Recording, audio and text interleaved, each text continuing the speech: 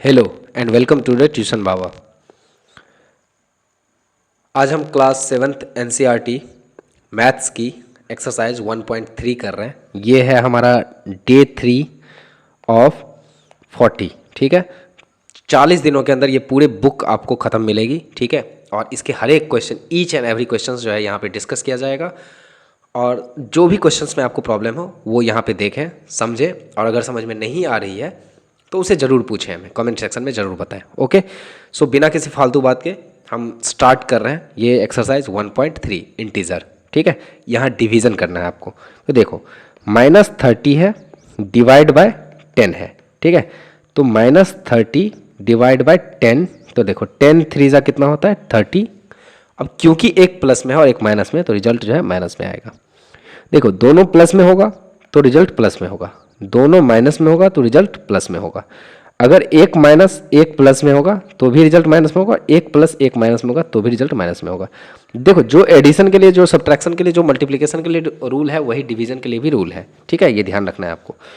जैसे इस केस में देखो क्या है, पहला कि 50 डिवाइड बाय -5, तो माइनस नीचे में नहीं होता, ये माइनस ऑलरेडी अपने आप माइनस ऊपर चला जाएगा। ठीक है, 5 1 जा 5, 5 10 जा, तो आंसर क्या हो जाएगा, माइनस ऊपर चला गया था तो -10। ठीक है, इस तरीके से आपको आंसर आएगा। फिर देखो नेक्स्ट क्वेश्चन, जैसे है -36 डिवाइड बाय -9, तो 9 और ये माइनस मतलब 36 का जो माइनस है ये दोनों कैंसिल हो गया, 9 1 जा 9 4 जा, तो यहाँ पे जो आंसर है वो क्या होगा 4। ठीक है, इसी तरीके से आपको सारा आंसर बनाना है। जैसे -49 डिवाइड बाय 49, तो 49 1 जा 49, अब क्योंकि ऊपर में माइनस है तो -1। ठीक है, इस तरीके से आपको आंसर करना है। चलो नेक्स्ट क्वेश्चन की ओर बढ़ते हैं। Evaluate each of the following, अब इसको इवेल्युएट करना है, तो चलो करते हैं। 13 देखो डिवाइड बाय, पहले ब्रैकेट का काम होगा तो ब्रैकेट करते हैं, बोर्ड मास जो आप पढ़ते हो, तो -2 + 1। ठीक है, तो 13 डिवाइड बाय -2 + 1 क्या हो जाएगा -1, तो -1। क्यों -1 होगा, तो आपने एक्सरसाइज 1 में देखा होगा 1.1 में कि माइनस प्लस माइनस हो जाता है, तो बड़े वाले में से छोटे वाले को घटा देंगे और बड़े वाले का साइन लगा देंगे। तो ठीक है, अब देखो अब क्या बच गया हमारे पास 13 और डिवाइड बाय -1। अब माइनस जो है वो नीचे नहीं रहता है तो माइनस ऊपर आ जाएगा, ये कट जाएगा, तो 1 13 जा 13 और माइनस में है तो -13, यही आपका आंसर हो जाएगा। ठीक है, चलो नेक्स्ट क्वेश्चन को बढ़ते हैं। 0 डिवाइड बाय -12, 0 डिवाइड बाय -12, किसी भी नंबर को जीरो से किसी भी नंबर में या किसी भी नंबर से 0 को अगर डिवाइड करते हैं तो आंसर 0 ही आएगा। ठीक है, और दूसरा इसका पर्सपेक्टिव भी है कि अगर -12 में 0 से डिवाइड होता है तो क्या होता है इसका आंसर, इसका आंसर होता है अनडिफाइंड। ठीक है, ये एक इरेशनल नंबर हो जाता है जो कि आपको आगे पढ़ना है। ओके, तो यहाँ पे आंसर क्या होगा 0। 0 में कोई साइन नहीं होता, 0 इज़ अ न्यूट्रल नंबर। ठीक है, 0 क्या है, न्यूट्रल नंबर है, और अगर मैं आपको मैथ्स की भाषा में समझाऊँ तो होल नंबर है। ठीक है, चलो -31 देखो, -31 डिवाइड बाय, पहले ब्रैकेट का काम होगा तो -30 प्लस और -1। ठीक है, चलो -31 डिवाइड बाय -30 -1, तो -31। ठीक है, -31 डिवाइड बाय -31 क्या हो जाएगा 1। ठीक है, इसका आंसर आपको 1 हो जाएगा। चलो उसके बाद जो h नंबर है क्वेश्चन, उसमें क्या है देखो कि पहले ब्रैकेट का काम होगा तो -36 डिवाइड बाय 12 डिवाइड बाय 3, तो चलो -36 डिवाइड बाय 12 क्या हो जाएगा, तो -36 डिवाइड बाय 12, तो 12 इंटू 3 जा 36, और माइनस है ऊपर तो माइनस, तो ये हो गया आपके ब्रैकेट के काम, डिवाइड बाय 3। ठीक है, तो चलो -3 डिवाइड बाय 3, अब इसको जब करोगे तो कैसे हो जाएगा -3 डिवाइड बाय 3, 3 1 जा 3 -1 जा, तो -1 जो है आपको इसका आंसर हो जाएगा। ओके, अब हम नेक्स्ट क्वेश्चन की ओर बढ़ते हैं। नेक्स्ट क्वेश्चन क्या है हमारा, आई नंबर, उसमें क्या है दो ब्रैकेट है, तो दोनों ब्रैकेट का काम पहले होगा तो -6 + 5। ठीक है, डिवाइड बाय -2 + 1। ठीक है, तो -6 + 5 क्या हो जाएगा -1। ठीक है, डिवाइड बाय -2 + 1 क्या हो जाएगा -1, तो -1 डिवाइड बाय -1 क्या हो जाएगा, किसी भी नंबर को सेम नंबर से डिवाइड करेंगे, सेम नंबर से अगर डिवाइड होगा कभी भी से डिवाइड करने पर आंसर हमेशा 1 होगा। ठीक है, ये ध्यान रखना है आपको। सेम नंबर से डिवाइड करने पे आंसर क्या होगा? हमेशा 1 होगा।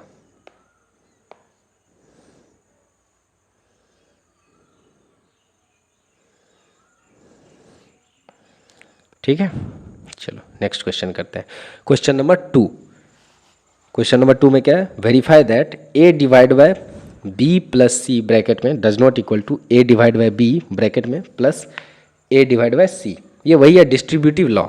अब देखो, डिस्ट्रीब्यूटिव लॉ जो है वो मल्टीप्लिकेशन और एडिशन पे तो होता है। Distributive law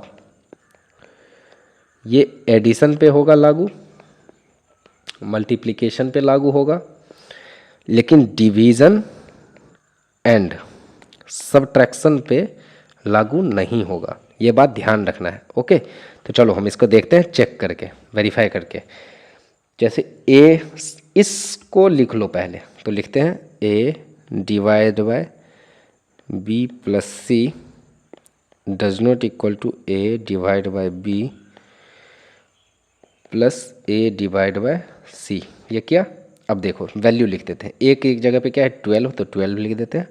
divide by B के जगह पे क्या है? -4, तो -4 लिख देते हैं। सी के जगह पे 2, तो 2 लिख देते हैं। ठीक है, डज नॉट इक्वल टू ए 12 था तो 12 डिवाइड बाय बी -4 है तो -4, फिर प्लस ए 12 है तो 12 और सी कितना है?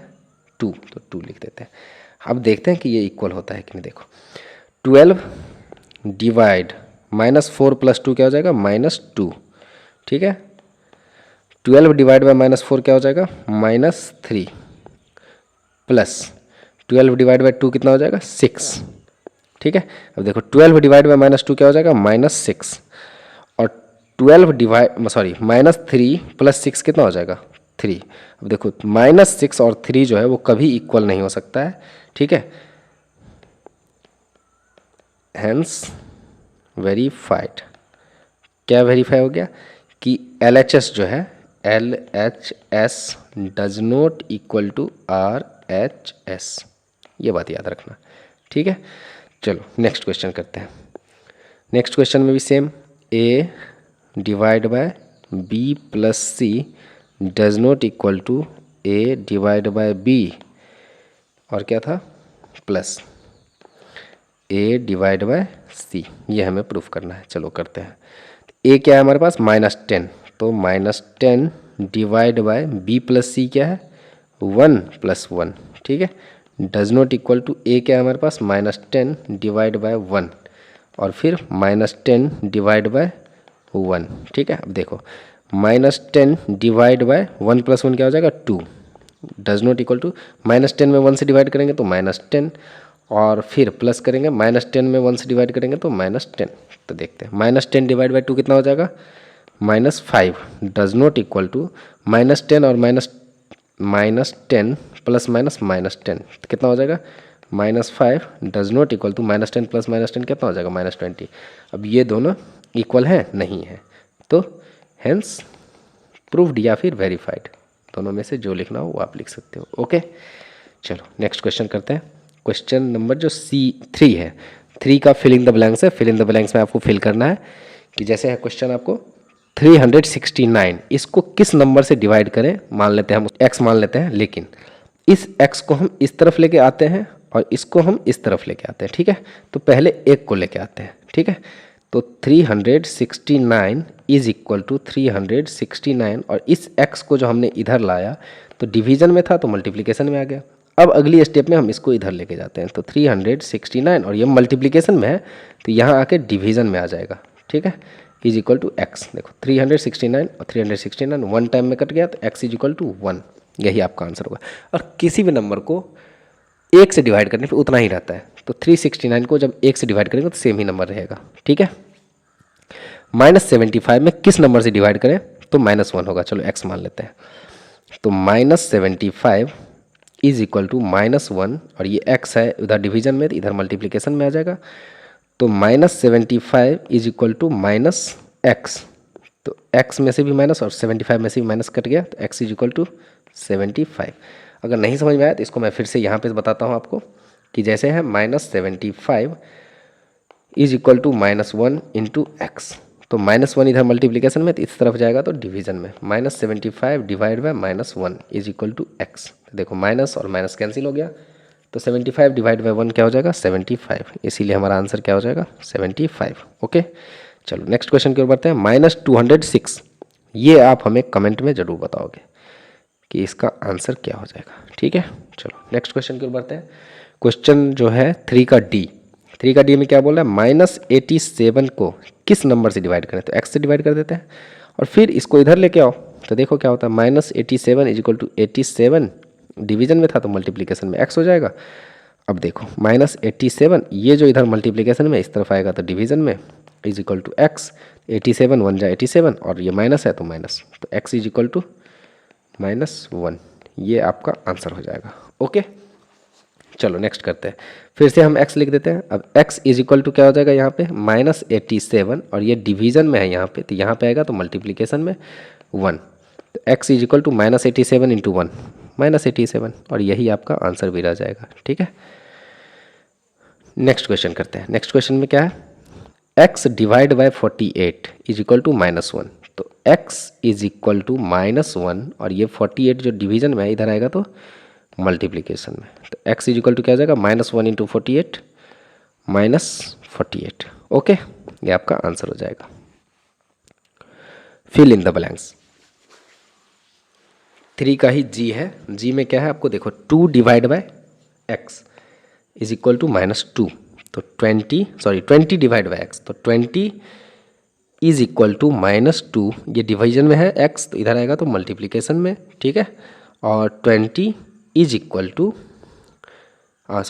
ये डिवीजन मल्टीप्लिकेशन में है अब 2, तो इस तरह आएगा तो डिवीजन में चला गया, इज इक्वल टू x, तो 2 10 जा और नीचे माइनस नहीं रहता है तो ऊपर चला जाएगा तो -10, तो x इज इक्वल टू -10, ये आपका आंसर हो जाएगा। ओके, चलो नेक्स्ट क्वेश्चन देखते हैं।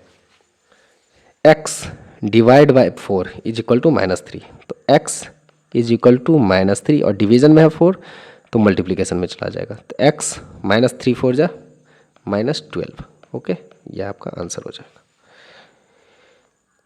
Right 5 pairs of integer a b such that a divide by b is equal to -3। जैसे आपको दिया है कि 6 divide by -2 is equal to 3, है ना, तो वैसे ही बोल रहा है 5 ऐसे पेयर बताने, ऐसे कुछ भी लिख सकते हो, एक प्लस में होना चाहिए एक माइनस में होना चाहिए। 24 डिवाइड बाय -3 है ना, हाँ 24 divide by -8 is equal to भी -3 होगा। फिर इसी में अगर माइनस प्लस चेंज कर दूँ, -24 divide by 8 is equal to भी -3 होगा। फिर जैसे मैं आपको बताऊं कि जैसे आपको आंसर लिखना हो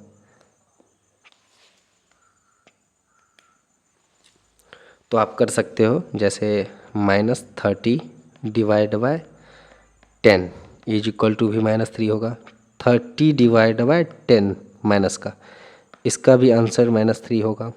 कैसे कितने भी आंसर लिख सकते हो आप, जैसे -75 divide by 15 is equal to -3 होगा। 75 divide by -15 is equal to -3 होगा। इस तरीके से आप कितने भी आंसर लिख सकते हो, कितने भी पेयर लिख सकते हो, ठीक है, जिसका आंसर -3 होगा। ठीक है ना, चलो नेक्स्ट क्वेश्चन करते हैं। क्वेश्चन जो है, द टेम्परेचर एट 12 नून, यानी 12 जो नून है, 12 PM जब हो जाता है तो उस टाइम में जो टेम्परेचर है वो 10 डिग्री एबव जीरो है, यानी +10 डिग्री सेल्सियस है। ठीक है, if it decrease at the rate of 2 degree Celsius per hour until midnight, midnight तक 2-2 डिग्री करके वो घटता है। ठीक है, 2-2 डिग्री करके मिडनाइट तक घटता है और 1 घंटे में 2 डिग्री माइनस होता है। ठीक है, बोल रहा है कि what would the temperature be 8 degree below zero. बोल रहा है 8 डिग्री बिलो जीरो जाने के लिए उसे क्या होगा। अभी टेम्परेचर कितना है 10 डिग्री सेल्सियस, हमें ले कहाँ जाना है 8 डिग्री माइनस पे, 8 डिग्री जो है माइनस का सेल्सियस वहाँ पे ले जाना है। ठीक है, और 1 घंटे में कितना पे जाता है, डिक्रीज होता है 2, 1 घंटे में कितना डिक्रीज होता है 2। तो इस दोनों के बीच में डिफरेंस कितना है वो देख लो, 10 डिग्री सेल्सियस, ठीक है। और जो -8 डिग्री सेल्सियस है, इस दोनों के बीच में डिफरेंस कितना है, तो माइनस करेंगे तभी तो हमें पता चलेगा कि डिफरेंस कितना है, ठीक है। तो देखो 10 डिग्री माइनस माइनस हो जाएगा +8, तो 18 डिग्री। 18 जो है ये 18 का डिफरेंस है, और हमें पता है कि 2 डिग्री चेंज होने में 1 घंटा लगता है, 2 डिग्री चेंज होने में कितना लगता है 1 आवर। तो 18 डिग्री चेंज होने में कितना लगेगा, 18 डिवाइड बाय 2 यानी 9 आवर, 9 आवर लगेंगे। यानी 12 नून है तो 12 नून में 9 जोड़ दो तो रात के 9 बजे, यानी या तो आप इसको लिख सकते हो 21 आवर, या इसी को लिख सकते हो आप 9 PM, ठीक है। इतना टाइम पे वो क्या होगा, आपको टेम्परेचर जो है वो -8 डिग्री होगा। इसी में दूसरा क्वेश्चन है, what would be the temperature at the midnight. Midnight में क्या होगा टेम्परेचर, तो ऑब्वियस सी बात है, एक मतलब 2 आवर, मतलब 1 आवर में, 1 आवर में कितना घटता है 2 डिग्री सेल्सियस, तो 12 आवर में कितने घटेंगे, 12 × 2 यानी 24 डिग्री सेल्सियस, ठीक है। और 10 डिग्री सेल्सियस पहले से है, 24 डिग्री घट गए, तो 10 - 24 is equal to -14 degree Celsius हो जाएगा आपको मिडनाइट में। सॉरी बहुत ज़्यादा घचर मचर हो गया, ठीक है।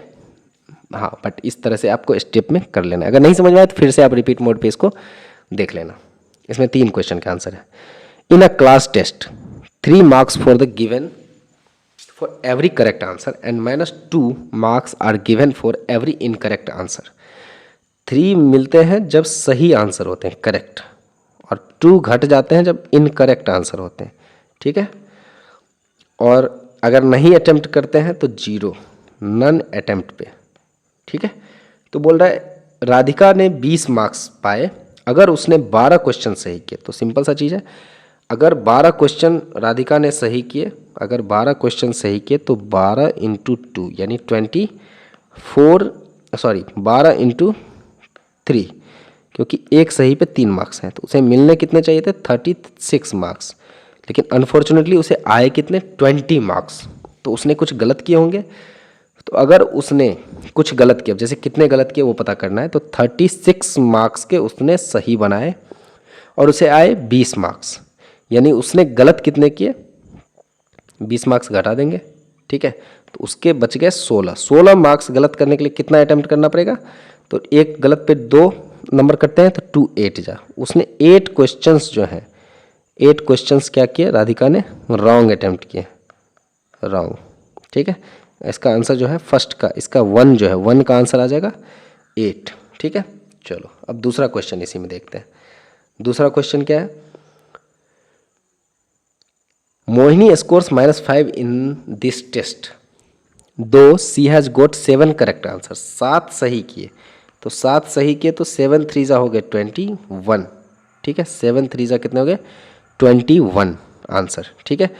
अब लेकिन उसके आए कितने -5, 21 सही किए और स्कोर हुआ -5, तो बच कितने गए उसके पास क्वेश्चन 13 को अगर उसने सबको अटेम्प्ट किया और गलत अटेम्प्ट कर दिए तो कितने हो गए -2 होंगे ना। 13 2 जा -26। अब देखो -26 और 21 में कितना का डिफरेंस है -5 का। तो इसमें पूछा जा रहा है कि how many question she attempt incorrectly, तो कितने इनकरेक्ट किए 13 इज द जो है राइट आंसर, ठीक है ना। ये आपको ध्यान रखना है।